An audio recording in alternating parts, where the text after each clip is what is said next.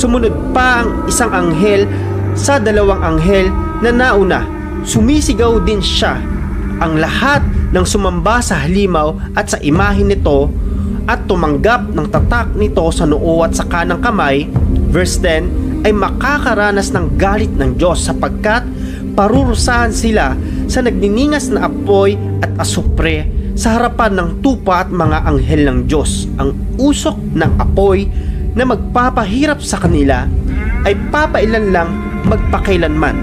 Araw, gabi ay wala silang pahinga sa kanilang paghihirap dahil sinamba nila ang halimaw. Ang walang tatak ng Diyos ay magkakaroon at makakaranas ng salot ng Panginoon, sunod-sunod na tribulation. After that, dahil sa kanilang public declaration na pag-worship kay Satan at sa Antikristo, sa imahe ng Antikristo, after ng matinding kapighatian sa mundo, hindi pa matatapos, mapupunta pa sa dagat-dagatang apoy.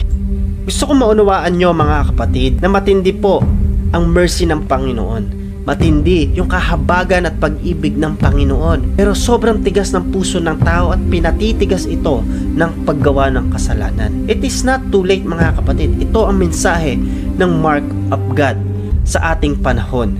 Kailangan nating maging sincere sa ating pagrepent. Magkaroon ng genuine po ang ating repentance. Yung pagtalikod natin sa kasalanan.